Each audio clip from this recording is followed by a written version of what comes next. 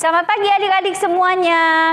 Bertemu lagi, sudah 2 minggu kita tidak bertemu dengan adik-adik. Kita mau mulai kebaktian kita mau nyanyi bertemu dalam kasihnya. Yuk, pasti adik-adik sudah siap ya untuk mau kebaktian, sudah rapi, sudah bawa Alkitab semuanya.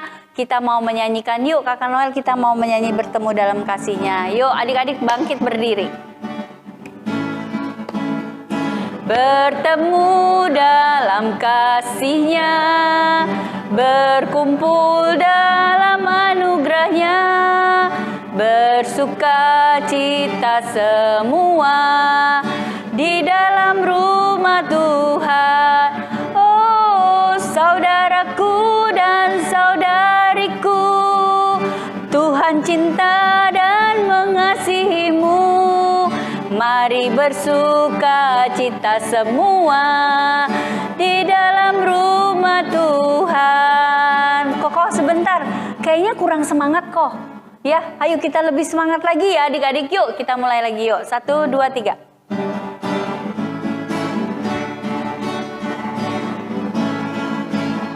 Bertemu dalam kasihnya, berkumpul dalam anugerahnya, bersuka cita semua di dalam rumah Tuhan. Oh saudaraku dan saudariku, Tuhan cinta dan mengasihiku. Mari bersuka cita semua di dalam rumah Tuhan. Oke, adik-adik udah merasakan sukacita? Pasti sudah. Yuk kita mau siapkan hati kita mau berdoa, kita mau memulai kebaktian kita. Lipat tangannya, tutup matanya. Selamat pagi Bapa, selamat pagi Yesus. Saat ini anakmu berdoa memohon kasih dan karunia-Mu supaya Engkau hadir di tengah kami.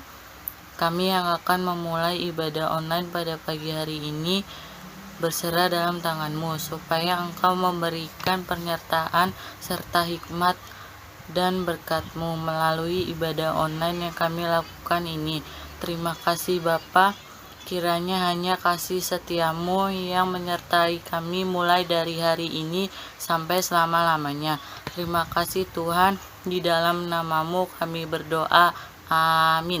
Oke adik-adik, sekarang kita mau menyanyikan, kita punya Allah yang sangat besar. Allah kita heran dan besar. Kita mau menyanyikan lagu itu ya. Yuk adik-adik kita nyanyikan.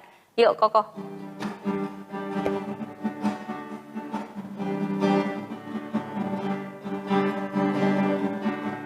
Allah kita heran dan besar, Allah yang heranlah, Allah yang kita cinta semua berkati dengan limpah. Allah yang heranlah, Allah kita heran dan besar, Allah yang heranlah, Allah yang cinta kita semua berkati dengan limpah.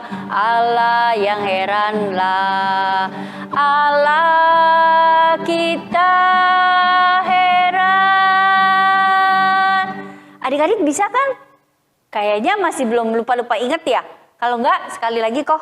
Ya, kita nyanyi sekali lagi yuk.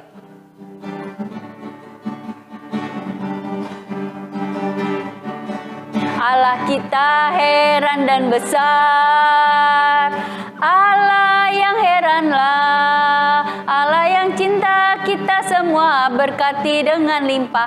Allah yang heranlah, Allah kita heran dan besar, Allah yang heranlah, Allah yang cinta kita semua berkati dengan limpah. Allah yang heranlah, Allah kita heran.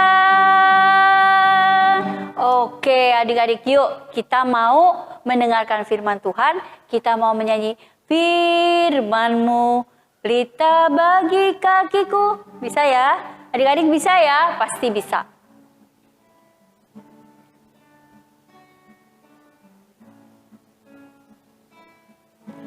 Firman-Mu pelita bagi kakiku, terang bagi jalanku.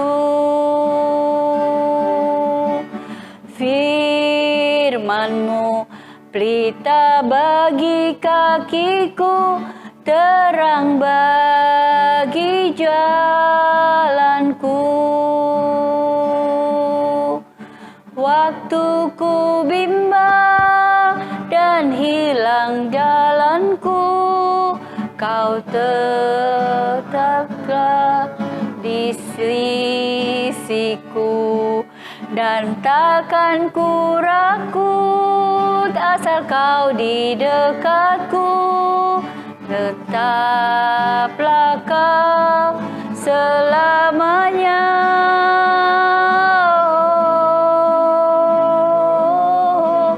Firman-Mu, pelita bagi kakiku, terang bagi jalanku.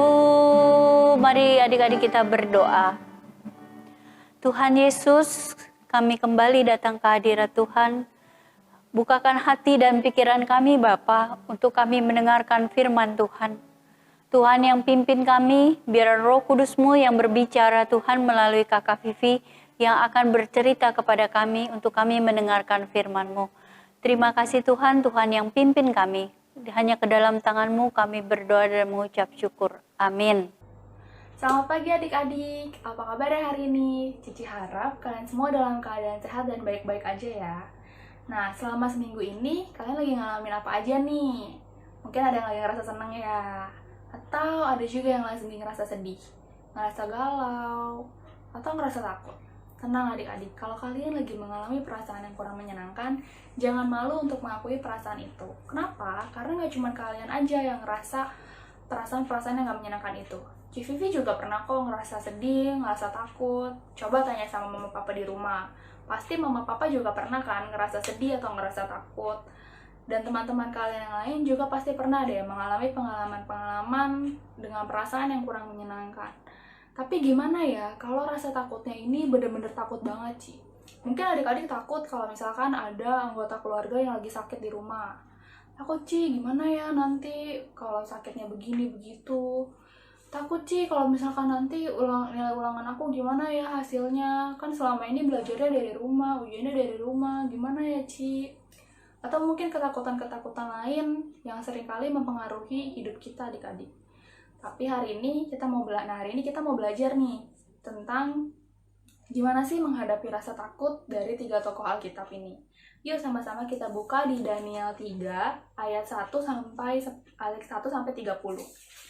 Daniel pasal 3 ayat 1 sampai 30. Sebelumnya, Cici mau kasih tahu, nanti ketika kita baca di beberapa ayat, kita akan berhenti dulu untuk membahas ayatnya adik-adik. Nah, jadi makanya adik-adik juga ikut baca sama Cici ya, supaya kita ngerti nih, kita nih gimana sih cara menghadapi ketakutan-ketakutan di hidup kita. Daniel pasal 3 ayat 1 sampai 10. Kita mulai baca bareng-bareng ya. Perapian yang menyala-nyala. Raja Nebukadnezar membuat sebuah patung emas yang tingginya 60 hasta dan lebarnya 6 hasta yang didirikannya di dataran Dura di wilayah Babel. Nah, di sini Raja Nebukadnezar ini adalah Raja Babel. Kalau adik-adik masih ingat cerita 2 minggu yang lalu tentang pembuangan ke Babel, Raja Yoyakin, nah ini adalah lanjutan kisahnya nih adik-adik. Ini adalah kisah orang-orang yang sudah dibuang di Babel. Dan raja mereka pada masa itu adalah namanya Raja Nebukadnezar. Di sini dikisahkan Raja Nebukadnezar ini membangun patung emas. Patung emas ini lebarnya 6 hasta dan tingginya 60 hasta. Hasta itu kalau sekarang ukurannya kira-kira 45 cm. Jadi lebarnya itu kira-kira 2,7 meter dan tingginya itu 27 meter. Kalau diumpamakan sekarang mungkin bangunan-bangunan sekitar berlantai 9 atau 10 kali ya. Jadi itu pada waktu itu dengan pembangunan tidak secanggih sekarang itu sudah sangat megah adik-adik. Memang nggak bisa dibandingin kalau misalkan sama apartemen yang tinggi-tinggi ya atau gedung-gedung yang tinggi-tinggi adik-adik pernah lihat ketika jalan-jalan ke kota. Itu memang nggak bisa dibandingin karena pembangunan sekarang sudah jauh lebih canggih daripada masa itu. Tapi ketika itu patung emas dengan sebegitu tingginya dan sebegitu hebatnya itu sudah sangat luar biasa buat penduduk dan warga-warga saat itu. Nah, terus tujuannya Raja Nebukadnezar membangun patung ini apa ya? Kita lanjutin baca ya. Di ayat 2, Lalu Raja Nebukadnezar menyuruh orang mengumpulkan para wakil raja, para penguasa, para bupati, para penasihat negara, para bendahara, para hakim, para ahli hukum, dan semua kepala daerah untuk menghadiri pentahbisan patung yang telah didirikannya itu. Lalu berkumpullah para wakil raja, para penguasa, para bupati, para penasihat negara, para bendahara, para hakim, para ahli hukum, dan semua kepala daerah untuk menghadiri pentahbisan patung yang telah didirikan Raja Nebukadnezar itu. Dan berserulah seorang bentara dengan suara nyaring, "Beginilah dititahkan kepadamu, hai orang-orang dari segala bangsa, suku bangsa, dan bahasa. Demi kamu mendengar bunyi sangkakala, seruling, kecapi, rebab, gambus, serdam, dan berbagai-bagai jenis bunyi-bunyian, maka haruslah kamu sujud menyembah patung yang telah didirikan Raja Nebukadnezar itu. Siapa yang tidak sujud menyembah akan dicampakkan seketika itu juga ke dalam perapian yang menyala-nyala." Wah, ternyata Raja Nebukadnezar membangun patung itu untuk disembah sama orang-orang, adik-adik. Dan siapa yang gak menurut sama perintah Raja Nebukadnezar ini akan dicampakkan ke dalam perapian yang menyala-nyala. Perapian di sini nggak seperti perapian yang sering kita lihat di film-film ya adik-adik. Kalau perapian di film-film itu kan kecil, ada di dalam rumah untuk menghangatkan rumah. Nah, kalau perapian yang di sini adalah perapian yang besar, di mana di perapian itu bisa dilempar orang dan orangnya ini bisa terbakar di dalam perapiannya. Jadi ini adalah sebenarnya perintah yang sangat mengerikan adik-adik. Kalau melanggar perintah Raja Nebukadnezar ini, mereka dengan kata lain akan langsung dilempar ke dalam api hidup-hidup. Mengerikan sekali, bukan? Nah, ada nggak sih orang-orang yang berani untuk melanggar apa yang sudah diperintahkan oleh Raja Nebukadnezar dengan ancaman yang mengerikan ini? Kita lanjut baca ya. Ayat 7, "Sebab itu demi segala bangsa mendengar bunyi sangkakala, seruling, kecapi, rebab, gambus, dan berbagai-bagai jenis bunyi-bunyian, maka sujudlah orang-orang dari segala bangsa, suku bangsa, dan bahasa, dan menyembah patung emas yang telah didirikan Raja Nebukadnezar itu.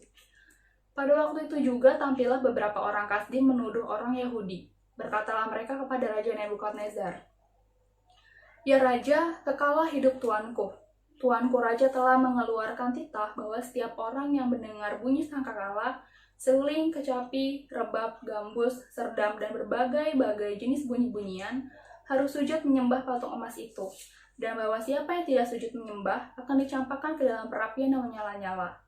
Ada beberapa orang Yahudi yang kepada mereka telah tuanku berikan pemerintahan atas wilayah Babel, yakni Sadrak, Mesak, dan Abednego. Orang-orang ini tidak mengindahkan titah tuanku ya Raja. Mereka tidak memuja dewa tuanku dan tidak menyembah patung emas yang telah tuanku dirikan.'" Wow, ternyata ada orang yang berani melanggar Raja Nebukadnezar loh adik-adik. Dan orang-orang ini adalah orang-orang Israel. Nama mereka adalah Sadrak, Mesak, dan Abednego. Luar biasa ya, mereka nggak takut loh sama perintahnya Raja Nebukadnezar. Mereka nggak takut sama ancamannya dan mereka tetap nggak mau menyembah patung itu. Kenapa ya Sadrak, Mesak, dan Abednego sampai segitunya? Kalau adik-adik ingat dan pernah belajar tentang 10 perintah Tuhan di Keluaran 20 ayat 3, di situ tertulis bahwa jangan ada padamu Allah lain di hadapanku. Dengan kata lain, kita tuh nggak boleh adik-adik menyembah sesuatu yang lain selain Tuhan. Entah itu patung, ataupun entah itu benda-benda, maupun hal-hal lain yang lebih penting dibandingkan Tuhan. Kita nggak boleh menyembah itu adik-adik. Kita nggak boleh punya dua Tuhan. Nah makanya si Sadrak, Mesak, dan Abednego ini nggak mau menyembah patung emas yang didirikan oleh Raja Nebukadnezar. Karena itu bukan Tuhan adik-adik. Nah lalu gimana nih ketika mereka udah diaduin sama Raja kalau mereka nggak mau menyembah patung itu? Kita lanjut baca ya di ayat 13. "Sesudah itu Nebukadnezar memerintahkan dalam marahnya dan geramnya untuk membawa Sadrak, Mesak, dan Abednego menghadap. Setelah orang-orang itu dibawa menghadap Raja, berkatalah Raja Nebukadnezar kepada mereka, 'Apakah benar, hai Sadrak, Mesak, dan Abednego, bahwa kamu tidak memuja dewaku dan tidak menyembah patung emas yang kudirikan itu? Sekarang, jika kamu bersedia, demi kamu mendengar bunyi sangkakala, seruling, kecapi, rebab, gambus, serdam, dan berbagai-bagai jenis bunyi-bunyian, sujudlah menyembah patung yang kubuat itu. Tetapi jika kamu tidak menyembah, kamu akan dicampakkan seketika itu juga ke dalam perapian yang menyala-nyala. Dan dewa manakah yang dapat melepaskan kamu dari dalam tanganku?'" Wah, di sini Raja Nebukadnezar marah banget adik-adik. Dia bahkan sampai bilang pernyataan, Dan dewa manakah yang dapat melepaskan kamu dari dalam tanganku? Itu berarti dengan kata lain bilang, gak ada lagi yang bisa menyelamatkan kalian dari hukuman yang akan aku kasih. Di sini bukan cuman lagi mengancam doang ya Raja Nebukadnezar, tapi dia juga sedang melemahkan iman Sadrak, Mesak, dan Abednego. Dia sedang melemahkan dan dengan memberikan rasa takut yang lebih hebat lagi gitu. Tapi lalu jawabnya apa nih? Di ayat 16, lalu Sadrak, Mesak, dan Abednego menjawab Raja Nebukadnezar, tidak ada gunanya kami memberi jawab kepada Tuanku dalam hal ini. Jika Allah kami yang kami puja sanggup melepaskan kami, maka ia akan melepaskan kami dari perapian yang menyala-nyala itu, dan dari dalam tanganmu ya Raja. Tetapi seandainya tidak, hendaklah Tuanku mengetahui ya Raja, bahwa kami tidak akan memuja dewa Tuanku, dan tidak akan menyembah patung emas yang Tuanku dirikan itu. Maka meluaplah kegerapan Nebukadnezar. Air mukanya berubah terhadap Sadrak, Mesak, dan Abednego. Lalu diperintahkannya supaya perapian itu dibuat 7 kali lebih panas dari yang biasa. Kepada beberapa orang yang sangat kuat dari tentaranya, dititahkannya untuk mengikat Sadrak, Mesak, dan Abednego dan mencampakkan mereka ke dalam perapian yang menyala-nyala itu. Lalu diikatlah ketiga orang itu dengan jubah, celana, topi, dan pakaian-pakaian mereka yang lain, dan dicampakkan ke dalam perapian yang menyala-nyala. Karena titah raja itu keras, dipanaskanlah perapian itu dengan luar biasa, sehingga nyala api itu membakar mati orang-orang yang mengangkat Sadrak, Mesak, dan Abednego itu ke atas.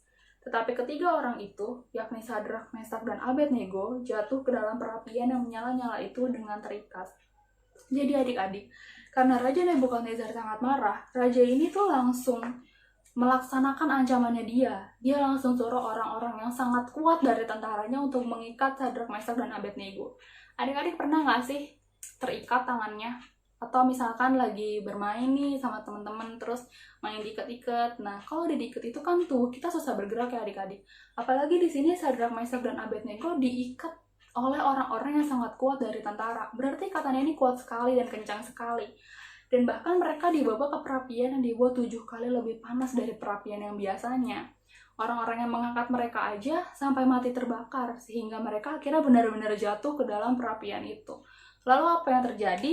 Kita baca kembali di ayat 24. Kemudian terkejutlah Raja Nebukadnezar, lalu bangun dengan segera. Berkatalah ia kepada para menterinya, bukankah 3 orang yang telah kita campakkan dengan terikat ke dalam api? Itu jawab mereka kepada raja, benar ya raja, katanya. Tetapi ada 4 orang kulihat berjalan-jalan dengan bebas di tengah-tengah api itu. Mereka tidak terluka, dan yang keempat itu rupanya seperti anak dewa. Lalu Nebukadnezar mendekati pintu perampian yang bernyala-nyala itu dan berkatalah ia, Sadrak, Mesak, dan Abednego, hamba-hamba Allah yang maha tinggi, keluarlah dan datanglah kemari. Lalu keluarlah Sadrak, Mesak, dan Abednego dari api itu. Dan para wakil raja, para penguasa, para bupati, dan para menteri raja datang berkumpul. Mereka melihat bahwa tubuh orang-orang ini tidak mempan oleh api itu, bahwa rambut di kepala mereka tidak hangus, jiwa mereka tidak berubah apa-apa, bahkan bau kebakaran pun tidak ada pada mereka. Luar biasa banget kuasa Tuhan di sini adik-adik. Bahkan ketika Sadrak, Mesak, dan Abednego jatuh ke dalam perapian, mereka tidak terbakar sama sekali. Di sini ditulis di dalam Alkitab bahwa bahkan rambut mereka pun nggak hangus, mereka bahkan nggak bau gosong adik-adik. Mereka benar-benar dalam keadaan utuh seperti ketika mereka sebelum dicampakkan ke dalam api. Dan lewat hal ini, apa yang akhirnya terjadi adik-adik? Di ayat 28, berkatalah Nebukadnezar, terpujilah Allahnya Sadrak, Mesak, dan Abednego. Ia telah mengutus malaikatnya dan melepaskan hamba-hambanya yang telah menaruh percaya kepadanya dan melanggar titah raja, dan yang menyerahkan tubuh mereka karena mereka tidak mau memuja dan menyembah Allah manapun kecuali Allah mereka. Sebab itu aku mengeluarkan perintah bahwa setiap orang dari bangsa, suku bangsa, atau bahasa manapun ia, yang mengucapkan penghinaan kepada Allahnya Sadrak, Mesak, dan Abednego akan dipenggal-penggal, dan rumahnya akan dirobohkan menjadi timbunan puing, karena tidak ada Allah lain yang dapat melepaskan secara demikian itu. Lalu raja memberikan kedudukan tinggi kepada Sadrak, Mesak, dan Abednego di wilayah Babel. Nah, dari kisah ini, apa sih yang kita pelajarin adik-adik? Di sini Sadrak, Mesak, dan Abednego diperhadapkan dengan ketakutan yang luar biasa loh adik-adik. Ini bukan cuma sekedar nggak ditemenin lagi ketika main. Ini bukan cuma sekedar dikeluarin dari grup WhatsApp, dari grup WhatsApp teman-teman. Tapi di sini kita belajar bahwa Sadrak, Mesak, dan Abednego diancam dengan ancaman yang bahkan mereka akan kehilangan nyawa mereka sendiri dengan cara yang mengerikan. Tapi ketika mereka diperhadapkan dengan ketakutan itu, mereka tetap nggak mau berkompromi dengan Raja Nebukadnezar. Mereka tetap mau mengikuti Tuhan dan menjadi orang-orang yang taat. Lalu apa yang terjadi? Tuhan melepaskan mereka dari bahaya. Ketika adik-adik merasa takut, ketika adik-adik merasa, Tuhan, aku nggak tahu lagi nih harus gimana ya Tuhan, aku takut banget. Nah, itu adalah saat yang tepat bagi adik-adik untuk datang sama Tuhan, untuk kembali meminta pertolongan Tuhan, meminta keberanian dari Tuhan untuk tetap bisa taat, untuk tetap bisa melakukan apa yang Tuhan mau, perintah-perintah dan kehendak-kehendak Tuhan adik-adik. Meskipun kita diperhadapkan dengan sebuah ketakutan, kita yakin dan percaya bahwa Tuhan kita adalah Tuhan yang memegang kendali atas hidup kita. Sama seperti Sadrak, Mesak, dan Abednego. Mereka percaya bahwa Tuhan sungguh berkuasa buat hidup mereka. Bahkan meskipun mereka dilempar ke dalam api, mereka percaya bahwa Tuhan tetaplah Tuhan buat mereka. Di ayat yang ke-17 sampai 18 di sini ditegaskan, jika Allah kami yang kami puja sanggup melepaskan kami, maka Ia akan melepaskan kami dari perapian yang menyala-nyala itu dan dari dalam tangan-Mu ya Raja. Tetapi seandainya tidak, hendaklah Tuanku mengetahui ya Raja, bahwa kami tidak akan memuja dewa Tuanku dan tidak akan menyembah patung emas yang Tuanku dirikan itu. Di sini kita juga belajar dari sikapnya Sadrak, Mesak, dan Abednego. Meskipun mereka memang percaya Tuhan dan menyerahkan hati mereka, ketakutan mereka sama Tuhan, mereka juga nggak menuntut Tuhan adik-adik. Mungkin saat ini doa dan harapan adik-adik belum Tuhan wujudkan sesuai dengan yang adik-adik doakan dan harapkan. Mungkin saat ini Tuhan nggak menjawab doa adik-adik dengan cara yang adik-adik inginkan. Tapi itu bukan berarti adik-adik jadi marah sama Tuhan atau nggak percaya sama kuasa Tuhan. Tuhan tetap percaya, Tuhan tetap peduli sama adik-adik dan tetap dapat memberikan yang terbaik buat adik-adik. Dan ketika adik-adik merasa takut, Tuhan tetap ada buat adik-adik. Jadi kita harus punya keberanian ya adik-adik. Jangan lagi mau dilemahkan sama ketakutan-ketakutan adik-adik. Ketika kita takut, jangan mau jadi lemah, jadi nggak bisa ngapa-ngapain, jadi nggak berani ngapa-ngapain. Kita harus datang sama Tuhan dan serahin semuanya sama Tuhan. Karena cuma Tuhan yang berkuasa atas hidup kita. Seperti sama juga dengan Tuhan yang berkuasa atas hidupnya Sadrak, Mesak, dan Abednego. Itu adik-adik. Jadi mulai sekarang kalau ada ketakutan-ketakutan, ingat ya harus serahin sama Tuhan. Tapi ingat juga, bukan berarti jadi menuntut Tuhan untuk langsung mengadakan mujizat yang luar biasa. Oh Tuhan, kayak Sadrak, Mesak, Abednego nih, kan dia dibakar aja nggak mempan. Aku juga dong Tuhan kayak gitu. Tunggu dulu, kita harus jadi anak-anak yang taat dulu. Jangan cuma menuntut Tuhan aja. Kita harus berharap sama Tuhan dengan hati yang tulus ya adik-adik. Bukan dengan hati yang ada maunya doang. Nah, mulai sekarang, kalau ada ketakutan, ingat ya datang sama Tuhan dan jangan lupa untuk tetap jadi anak yang taat sama Tuhan apapun keadaannya. Yuk sekarang kita sama-sama berdoa. Tuhan Yesus, terima kasih ya Tuhan atas penyertaan-Mu buat hidup kami selama ini Tuhan. Kami bersyukur hari ini kami boleh belajar dari Sadrak, Mesak, dan Abednego. Kami bersyukur Tuhan kalau Tuhan adalah Allah yang luar biasa buat hidup kami. Kami percaya apapun yang kami hadapi saat ini Tuhan, kami dapat melaluinya dengan Tuhan. Kami berdoa supaya Tuhan memberikan kami hati yang berani, hati yang sedia Tuhan, untuk tetap taat sama Tuhan, untuk tetap melakukan apa yang Tuhan mau, bahkan ketika keadaan-keadaan di sekitar kami tidak menyenangkan maupun membuat kami merasa takut. Kami percaya bahwa Engkau adalah Tuhan yang berkuasa segala sesuatu. Hanya dalam nama Tuhan Yesus kami berdoa dan memohon. Haleluya. Amin. Oke, adik-adik tadi sudah mendengarkan firman Tuhan yang dibawakan oleh Kakak Vivi. Nah, sekarang kita mau mempersiapkan persembahan kita yang akan, memang saat ini adik-adik belum bisa datang untuk ke gereja karena masalah pandemik COVID ini. Tapi adik-adik tidak, kita pasti punya cara, yaitu adik-adik bisa mengumpulkan, bisa titip sama mama, papa, minta tolong untuk ditransfer ke rekening gereja. Atau juga adik-adik kumpulkan di dalam amplop, nanti kalau kita sudah bisa ke gereja, adik-adik bawa amplop persembahannya untuk diberikan kepada gereja. Ya, kita mau tutup kebaktian kita mau nyanyikan Satu Sobatku. Ada satu sobatku yang setia, ya adik-adik, yuk kita menyanyi bahwa Tuhan Yesus selalu memberikan, menjadi teman kita, menjadi sobat kita yang luar biasa. Dia selalu menolong kita dan dia tidak pernah meninggalkan kita. Yuk, Kokonwar kita menyanyi lagu satu.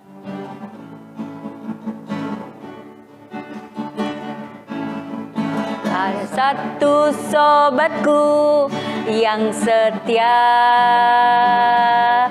tak pernah dia tinggalkan diriku.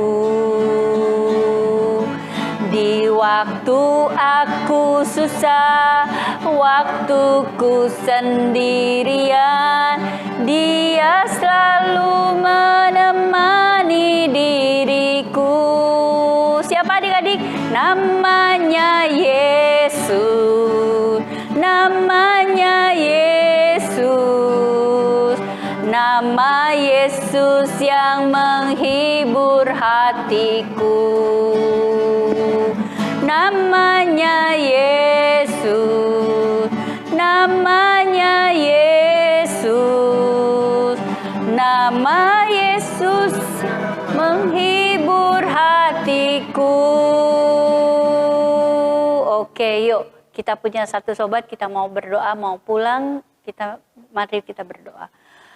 Tuhan Yesus, terima kasih atas firman-Mu yang begitu indah buat kami, untuk kami bisa lakukan dalam kehidupan kami hari lepas hari. Tuhan Yesus yang selalu tidak pernah meninggalkan kami. Tuhan Yesus yang selalu menolong kami. Di waktu aku susah, walaupun aku sendirian, Tuhan selalu menolong kami. Tuhan yang memimpin kami, dan biar Roh Kudus-Mu yang menyertai kami di dalam kehidupan kami hari lepas hari. Di dalam belajar kami walaupun kami masih online. Di dalam kami, kegiatan kami juga Tuhan. Tuhan yang selalu memimpin kami. Tuhan juga beri kesehatan buat kami semua di tempat ini. Dan juga semua keluarga kami, Tuhan yang beri kesehatan buat kami semua. Ampunilah segala dosa dan kesalahan kami.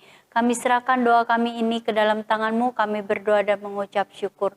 Amin. Bapa kami yang ada di sorga, dikuduskanlah nama-Mu, datanglah kerajaan-Mu, jadilah kehendak-Mu di bumi seperti di sorga. Beri kami hari ini makanan yang secukupnya. Ampuni salah kami, seperti kami ampuni yang bersalah pada kami. Jangan bawa kami dalam pencobaan, melainkan lepaskan kami dari yang jahat. Sebab Kaulah yang punya kerajaan dan kuasa dan kemuliaan sampai selama-lamanya. Amin. Amin. Selamat hari Minggu adik-adik. Tuhan Yesus memberkati.